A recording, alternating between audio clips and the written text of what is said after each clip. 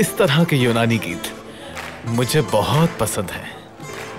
ये Greek folk dance है, इसे हसा पीको कहते हैं और यहाँ इसका कुछ और नाम है। क्या वाकई? तुम असल जश्न वियना में देखोगी।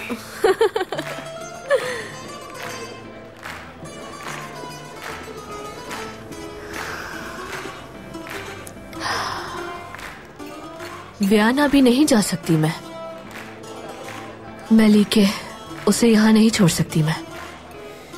वैसे तुम्हें इस तरह सुल्तान के महल में उस लड़की को नहीं भेजना चाहिए था। तुम तो महल का दरवाजा भी पार नहीं कर सकते और मलिके महल के अंदर चली गई है।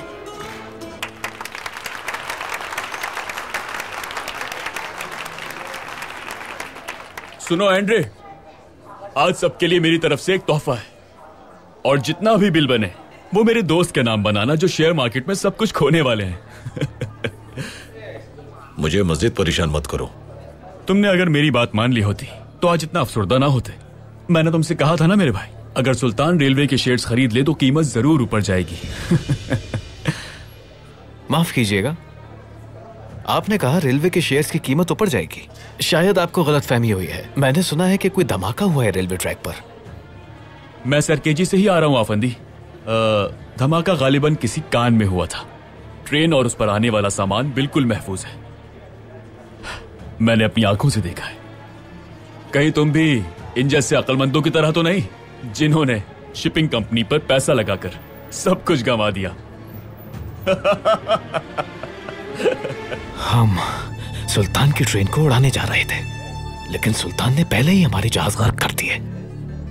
लगता है मैंने यहूदियों की सारी जमा पूंजी अब्दुल हमीद की झोली में डाल दी है। मुझे चक्कर आ रहे हैं।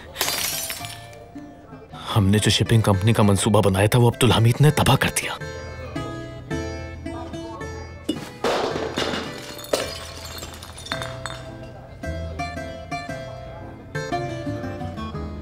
खूनी सुल्तान ने हमारा चैनो सुकून छीन लिया है। मुझे कहीं का नहीं छोड़ा उसने। हम तबाह हो गए। अगर इसी तरह चीजें तोड़ते रहे तो बिल अदा नहीं कर पाओगे। संभालो खुद को। ये सदमे में है। माजरत चाहती हूँ। जो भी नुकसान होगा वो मैं अदा करूंगी।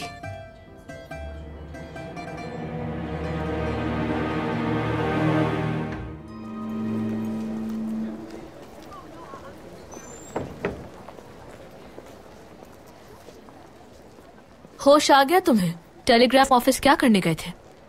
आखिरी चाल चल दी मैंने अपनी। यह हमारी आखिरी उम्मीद होगी। कहाँ भेजा है टेलीग्राम? उन भाइयों को भेजा है जिन्होंने इस मकसद के लिए कसम खाई थी। उन्हें हरकत में आने के लिए कहा है मैंने। ये तुम क्या कर रहे हो हर्षल? दिमाग ठीक है तुम्हारा? पहले बाजू छोड़ो मेरा।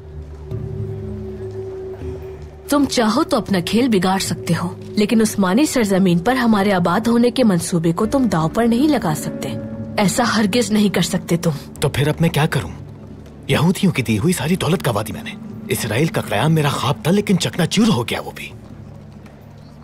पारवुस से तुम जितना सरमाया चाहोगे वो देने के लिए तैयार है। कबूल कर लो। उसकी मदद हासिल किए बगैर बैंक तो क्या खैमा भी नहीं बना सकते। यहूदी किसी के हाथों की कठपुतली नहीं बनेंगे। वो अपने ही बलबूते पर बैंक भी बना लेंगे और रियासत भी कायम कर लेंगे।